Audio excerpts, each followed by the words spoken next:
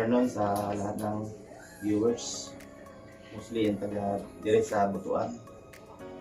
Yung mga nakagamit karon ng fully automated na washing machine.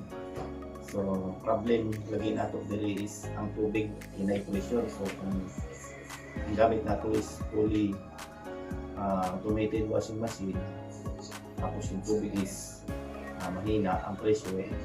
So, dili tayo makalaban ng sakto, or ang washing machine nato is mag-error na siya kaya kung hinay kayo ang pressure sa tubig. So, nakikibuhat na system na design para sa masulban nato kanang problemahan nato dili na kung naatay fully automatic na washing machine is hindi tayo mahirapang maglaba, and then sakto sa oras kung anong sinet ng washing machine na oras na 1 hour, so matatapos siya ng 1 hour. So ito po yung design yun eh. So kita ba, muna yung pump 1/2 horsepower, muna yung washing machine, and then kailangan natin ng tank na procedure ng tubig, and then ito yung water district.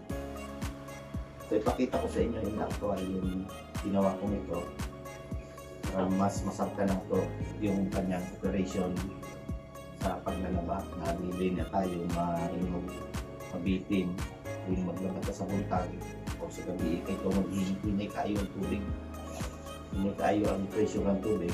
So kabitan natin yung motor, and then synchronize nato ang power niya o ang pag-andar niya sa washing machine. So automatic yung washing machine.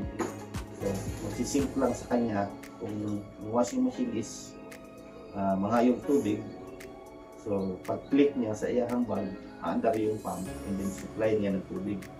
So let's see the video. Tanawan natin itong video na ikuhan ako, and then yung actual na pagbuhat ko sa fully automatic na washing machine para sulbad na itong problema sa paglaban nato na gamit ang. So number 1 problema po dito sa Butuan is hinay kayong tubig. So kung namoy nga ning washing machine na automatic, fully automatic, kung hinay ang aga sa tubig, maglisod mo kahuman sa laba. So muna yung paagi na gibuhat na to, dito nga natin motor. So kining motor is nasuyot niya sa water district, and then the same time nasuyot po siya sa ibutang nato na tangke. Ano?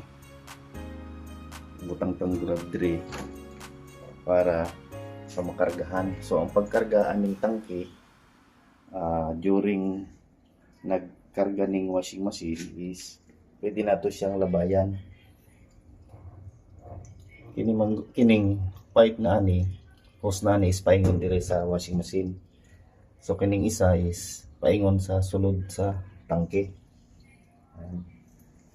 So while nagsuyop ang motor, naglabay siya dire sa washing machine, and then the same time naglabay pud siya sa tangke dito sa drum.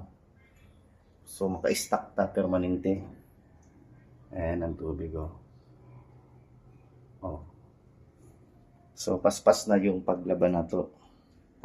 So pakita nato niya kung dire lang siya nagsuyop sa water district. So wala siya nagsuyop sa tangke. So pakita nato ang difference. Ayan kayo na yung tubig. Hindi pa nakapagwa. Pagwa natin ito. So, nakita niyo yung diferensya.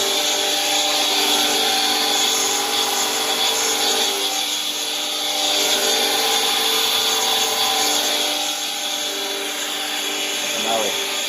Parado natin yun. So, grabe kahinay. So, ablihan nato.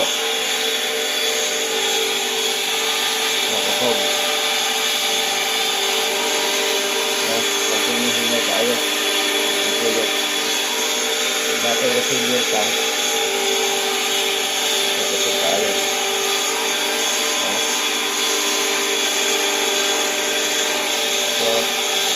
kumaho na lang ito ng labada. Yung aming sistema.